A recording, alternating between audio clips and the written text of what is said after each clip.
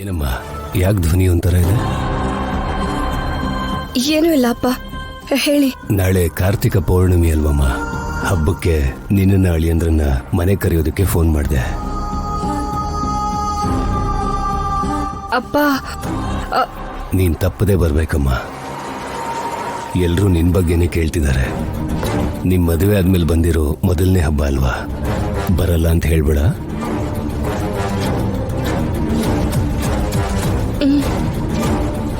ನಾವು ಬರ್ತೀವಿ ಅಪ್ಪ.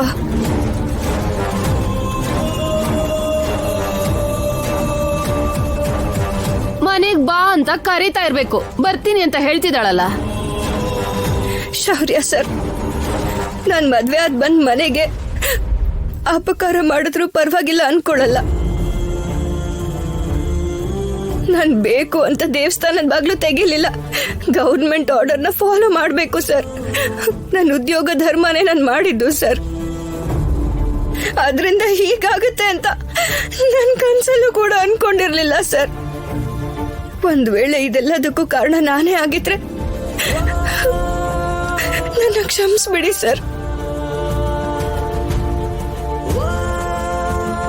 ನೀವ್ ಈ ರೀತಿ ಮೌನವಾಗಿದ್ರೆ ನನ್ನಿಂದ ಸಹಿಸ್ಕೊಳ್ಳೋಕ್ಕಾಗಲ್ಲ.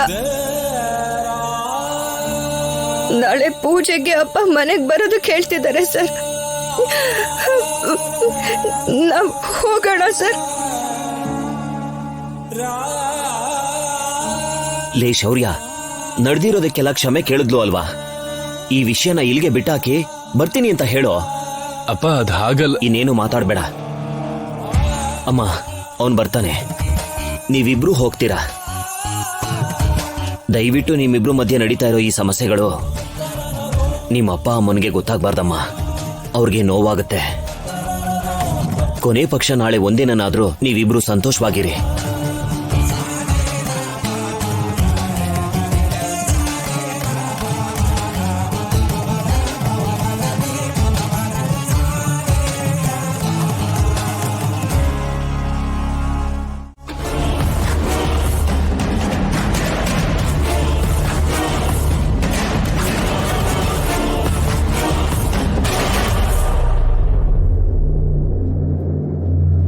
ಸರ್, ನಾನು ಹೇಳಿದ್ದೇನು, ನೀನ್ ಮಾಡಿದ್ದೇನು? ಆ ರಾಜಲಕ್ಷ್ಮಿ ಅವರಿಗೆ ನಾನು ಬೇಡ ಅಂತ ತುಂಬಾ ಸಲ ಹೇಳಿದೆ, ಆದ್ರೂ ಕೇಳಿಲ್ಲ ಸರ್. ನಾನು ಎಷ್ಟು ಹೇಳಿದ್ರು ಕೇಳಲಿಲ್ಲ. ಹೇಳೋ ತರದಲ್ಲಿ ಹೇಳಿದ್ರೆ ಯಾರು ಬೇಕಾದ್ರೂ ಕೇಳ್ತಾರೆ. ತುಂಬಾ ತರ ಹೇಳಿದೆ ಸರ್. ಇದಕ್ಕೆ ಮುಂಚೆ ಇದ್ದ ಆಫೀಸರ್ಸ್ಗಳಿಗೆ ಏನ್ ಗತಿ ಬಂತೋ ಎಲ್ಲ ವಿವರವಾಗಿ ಹೇಳಿದೆ ಸರ್. ಆದ್ರೂ ಕೂಡ ಅವರು ನನ್ನ ಮಾತಿಗೆ ಬೆಲೆ ಕೊಡ್ಲಿಲ್ಲ. ತುಂಬಾ ಬಂಡ ಧೈರ್ಯ ಸರ್ ಅವ್ರಿಗೆ. ಕೊನೆಗೆ ಆವ್ ಕೈಲಿ ಕಚ್ಚಿಸಿ ಅವ್ರ ಗಂಡನ್ನ ಸಾಯ್ಸಕ್ ನೋಡ್ದೆ. ಅದಕ್ಕೂ ಕೂಡ ಭಯ ಪಡ್ಲಿಲ್ಲ ಸರ್. ಮನೆಯವ್ರು ಬೈದ್ರು ಕೂಡ ತಲೆ ಕೆಡ್ಸ್ಕೊಳ್ಳಿಲ್ಲ. ಇಷ್ಟಕ್ಕೆ ನಿಲ್ಸಲ್ಲ ಅನ್ಸುತ್ತೆ. ನಾಳೆ ದೇವಸ್ಥಾನದಲ್ಲಿ ಒಂದು ದೊಡ್ಡ ಹೋಮನು ಕೂಡ ಮಾಡಿಸ್ತಾರಂತೆ.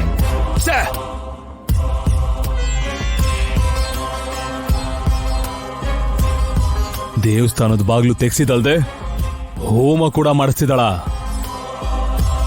ಅದೇನಾದ್ರೂ ನಡೆದ್ರೆ ಆ ಗುಡಿಲಿ ನಾಳೆಯಿಂದ ಪೂಜೆನೂ ಶುರು ಆಗುತ್ತೆ. ದೈನಂದಿನ ಪೂಜೆಯಿಂದ ಭಕ್ತರ ಸಂಖ್ಯೆನೂ ಜಾಸ್ತಿ ಆಗುತ್ತೆ. ಗುಡಿ ಮೇಲೆ ಗೌರ್ಮೆಂಟ್ ಅವ್ರ ಗಮನ ಜಾಸ್ತಿ ಆಗುತ್ತೆ. ಇಷ್ಟು ವರ್ಷಗಳಿಂದ ನಾನು ಮಾಡಿರೋ ಪ್ರಯತ್ನಗಳೆಲ್ಲ ನೀರಲ್ಲಿ ಹೋಮ ಮಾಡ್ದಂಗಾಗುತ್ತೆ. ನನ್ಗೆಲ್ಲಾ ದಾರಿನೂ ಮುಚ್ಚೋಗುತ್ತೆ. ಎಂತ ಪರಿಸ್ಥಿತಿಲೂ ನಾನು ಆ ಕಾರ್ಯಕ್ರಮನ ನಡೆಯೋಕ್ ಬಿಡಲ್ಲ. ಆದ್ರೆ ಈ ಸಮಸ್ಯೆಗೆ ಪರಿಹಾರನ ನೀವೇ ಹೇಳ್ಬೇಕು ಸರ್. ಯಾರು ಸಾವು ಭಯ ಪಡ್ತಿಲ್ಲ ಅಂತಂದೆ ಅಲ್ವಾ? ಸಾಯಿಸ್ಬೇಕಾಗಿರೋದು ಯಾರನ್ನ ಗೊತ್ತಾ ಸರ್? ರಾಜಲಕ್ಷ್ಮಿನೇ ಸಾಯಿಸ್ಬೇಕು ಸರ್. ಅವರು ಗೌರ್ಮೆಂಟ್ ಆಫೀಸರ್ ಅಲ್ವಾ ಸರ್? ಆ ರಾಜಲಕ್ಷ್ಮಿನ ಸಾಯಿಸಿದ್ರೇನೆ ಎಲ್ಲರಲ್ಲೂ ಭಯ ಹುಟ್ಟುತ್ತೆ. ಆ ರೀತಿ ಆದ್ರೇನೆ ದೈವ ಭಕ್ತಿಯಿಂದ ಯಾರು ದೇವಸ್ಥಾನದ ಕಡೆ ಬರಲ್ಲ. ಮತ್ತೆ ಆ ಗುಡಿ ಬಾಗ್ಲನ್ನ ಮುಚ್ಚಬೇಕಾಗತ್ತೆ. ನನ್ನ ಕೆಲಸ ಸುಲಭವಾಗಿ ಸಾಗುತ್ತೆ. ಇವತ್ತು ಕಾರ್ತಿಕ ಪೌರ್ಣಮಿ ಅಲ್ವಾ? ರಾಜಲಕ್ಷ್ಮಿ ಕೂಡ ದೇವಸ್ಥಾನದಲ್ಲಿ ಕಾರ್ತಿಕ ಪೌರ್ಣಮಿನ ಮಾಡ್ಸೋದಿಕ್ಕೆ ಅವ್ರ ತಂದೆ ಜೊತೆ ಬರ್ತಾರೆ.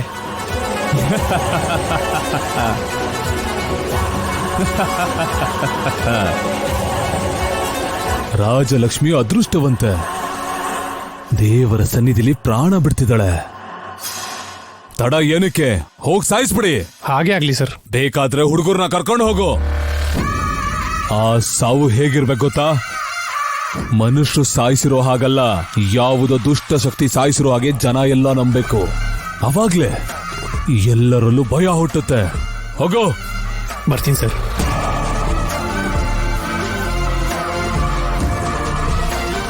ಆ ಕಾರ್ನ ಗೌರ್ಮೆಂಟ್ ನಿನ್ಗೆ ಆಫೀಸ್ ಕೆಲ್ಸಕ್ಕೆ ಬಳಸೋ ಕೊಟ್ಟಿರೋದು. ಈ ತರ ಸ್ವಂತ ಕೆಲ್ಸಕ್ಕೆ ಬಳಸೋ ಆಗಿಲ್ಲ ರಾಜಿ. ತುಂಬಾ ಜನ ಗವರ್ಮೆಂಟ್ ಆಫೀಸರ್ಗಳು ಆಫೀಸ್ ಕೆಲ್ಸಕ್ಕಿಂತ ಮನೆ ಕೆಲ್ಸಕ್ಕೆನೆ ಕಾರ್ನೆಲ್ಲ ಯೂಸ್ ಮಾಡ್ಕೋತಿದ್ದಾರೆ ಸರ್. ನೀವ್ ನೋಡಿಲ್ವಾ? ರಾಜಿ ಅವ್ರು ಮಾಡ್ತಾರೆ ಅಂತ ನಾವು ಮಾಡ್ಬೇಕಾ ಹೇಗೆ? ಕಷ್ಟಪಟ್ಟು ಕೊಂಡ್ಕೊಂಡಿರೋ ಬೈಕ್ ಮೇಲೆ ಇಷ್ಟಪಟ್ಟು ಮದ್ವೆ ಆಗಿರೋ ಹೆಂಡ್ತಿನ ಕೂರ್ಸ್ಕೊಂಡು ಹೋಗೋ ಆ ಫೀಲು ಫ್ರೀಯಾಗಿ ಬರೋ ಎಂತ ಕಾಸ್ಟ್ಲಿ ಕಾರಲ್ಲಿ ಹೋದ್ರೂ ಸಿಗೋದಿಲ್ಲ, ಗೊತ್ತಾಯ್ತಾ? ನೀವ್ ಸರಿಯಾಗೇ ಇದ್ದೀರಾ ಬಿಡಿ. ರಾಜಿ ಏನಂದೆ? ಹಾ, ನಾನೇನಂದೆ? ಏನಿಲ್ಲ. ಏನೋ ಅಂದೆ, ಹೇಳ್ತೀಯೋ ಇಲ್ವೋ? ಅಯ್ಯೋ, ಏನೂ ಅನ್ಲಿಲ್ಲ ಸರ್. ಅಂದೆ ರಾಜಿ, ಹೇಳ್ತೀಯೋ ಇಲ್ವೋ? ಅದು ನೀವು ಬೈಕ್ ಮೇಲೆ ಯಾಕೆ ಕರ್ಕೊಂಡ್ ಬಂದ್ರಿ ಅಂತ ನಾ ಹೇಳ. ಹೇಳು. ಈಗ ಜನ ನಾವಿಬ್ರು ಬೈಕ್ ಮೇಲೆ ಬರೋದನ್ನ ನೋಡಿದ್ರೆ ಶೌರ್ಯ ಅವ್ರ ಹೆಂಡತಿ ಜೊತೆ ಬಂದ್ರು ಅಂತ ಹೇಳ್ತಾರೆ. ಅದೇ ಕಾರಲ್ಲಿ ಬರೋದನ್ನ ನೋಡಿದ್ರೆ ಎಂಡೋಮೆಂಟ್ ಆಫೀಸರ್ ರಾಜಲಕ್ಷ್ಮಿ ಅವ್ರ ಗಂಡ ಶೌರ್ಯ ಬಂದಿದ್ದಾರೆ ಅಂತಾರೆ. ಇದು ನಿಮ್ ಈಗೋಗೆ ಹರ್ಟ್ ಆಗತ್ತೆ ಅಲ್ವಾ? ರಾಜಿ, ಅದ್ ಹಾಗಲ್ಲ. ಅಲ್ಲ, ನೀನೇನಿದು ಈಗೋ ಅದು ಇದು ಅನ್ಕೊಂಡು. ನನ್ಗೆ ಅರ್ಥ ಆಯ್ತು ಬಿಡಿ ಸರ್. ರಾಜಿ, ನನ್ಗೆ ನಿಜವಾಗ್ಲೂ ಇಷ್ಟ ಇಲ್ಲ ರಾಜಿ. ನಾನ್ ಹೇಳ್ತಾ ಇದ್ದೀನಲ್ವಾ? ಸರಿ ಸರಿ ಸರ್, ಸುಮ್ನೆ ಹೇಳ್ದೆ. ಹೇಗಿದ್ರು ಬೈಕ್ ಮೇಲೆ ಕರ್ಕೊಂಡ್ ಬಂದಿದ್ದೀರಾ. ಮಗಳು ಅಳಿಯ ಕಾರಲ್ಲಿ ಬಂದ್ರು ಅಂದ್ರೆ ನಮ್ಮಪ್ಪ ಅಮ್ಮ ಸಂತೋಷ ಪಡ್ತಾರೆ ಅಂತ ನಾನ್ ಹಾಗೆ ಹೇಳ್ದೆ. ಈಗ ಬೇಡ ಅಂದ್ರಲ್ಲ, ಸರಿ ಈಗ ಬಂದಾಯ್ತಲ್ಲ. ಆದ್ರೂ ಏರ್ಪಾಟೆಲ್ಲ ಚೆನ್ನಾಗೇ ಮಾಡಿದಾರಲ್ವಾ? ಮತ್ತೆ ನಿಮ್ಮಪ್ಪ ನಡೆಸೋ ಕಾರ್ತಿಕ ಪೌರ್ಣಮಿ ದಿನ ನಡೆಸೋ ಸ್ಪೆಷಲ್ ಪೂಜೆ ಅಂದ್ರೆ ಈ ರೀತಿ ಇರ್ಲೇಬೇಕಲ್ಲ. ಹೌದು. ಸರಿ, ಬನ್ನಿ ಹೋಗೋಣ.